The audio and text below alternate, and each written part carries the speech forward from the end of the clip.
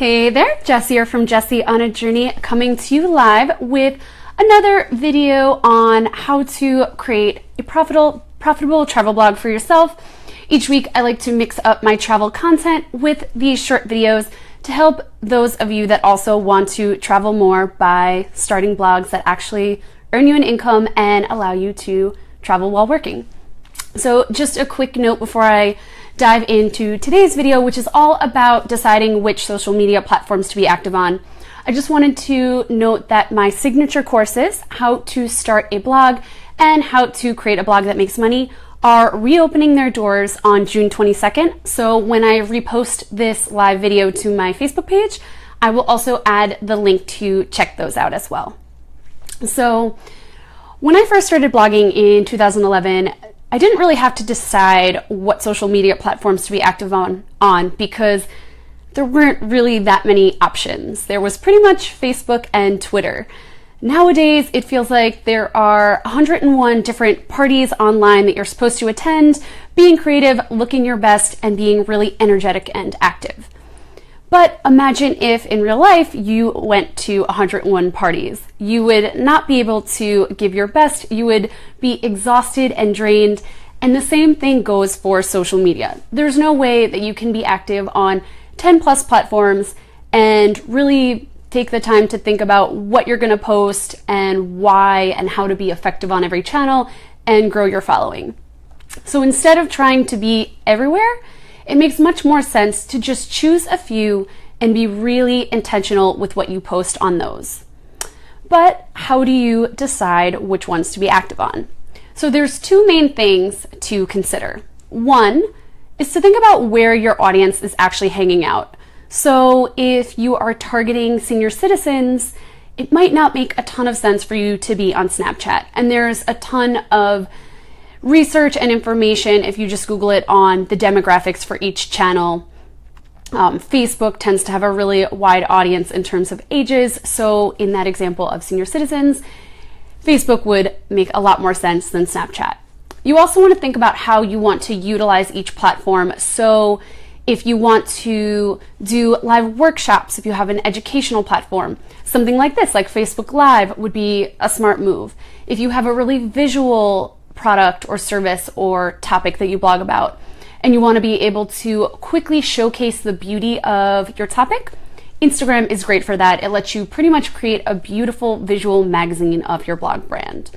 So think about what you want to do. If you want to create really amazing video guides, if you're great at video, Vimeo and YouTube are great platforms for that. So there are a few other things to consider as well. Also think about more niche social media platforms. Maybe they're not as big as Facebook, but have a more small, dedicated audience. So for example, if you blog about travel and beer, a platform like Untappd might be smart for you. Sure, it doesn't have as large of an audience as Twitter, Facebook, Snapchat, and all those, but you know that everyone you interact with on this platform will be interested in what you have to say. So definitely a smart move. Also, think about how or where your people are hanging out. In a better way to research this, two ways. Look at where other people in your niche are doing really well on social media. So if you see that other solo female travelers or other beer travel bloggers are doing really well on Facebook or Snapchat, it might make sense for you to hang out over there.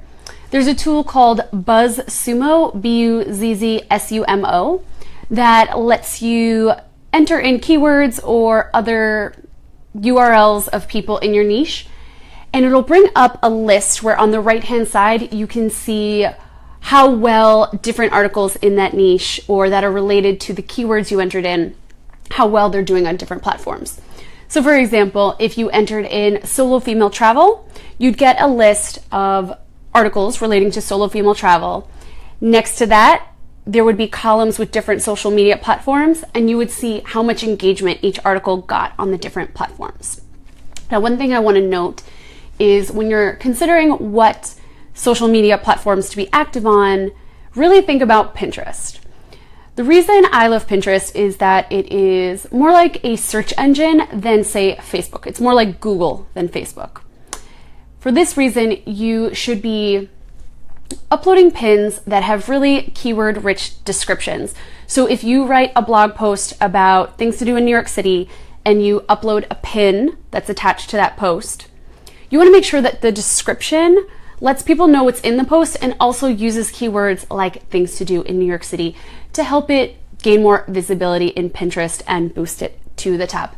And actually in the next Facebook Live tutorial video that I do, I'll be diving more into Pinterest, but just realize that just implementing that simple tweak of keyword-rich board descriptions and pin descriptions, you will likely see a big jump in your engagement and your traffic on that channel. So if you want a call to action to take away from this video, sit down and really think about which channels make sense for you to be active on, where your people are hanging out, and how you can utilize each channel. Once you pinpoint which channels to be on, come up with a social media strategy for each of those. And if you need some help, when I repost this video, I will also attach a link to my blogging resources library. Within that, I have a social media strategy planning worksheet that can help you really pinpoint the best ways to utilize the different channels to get the results that you want for your blog. So I will be back next week with another video.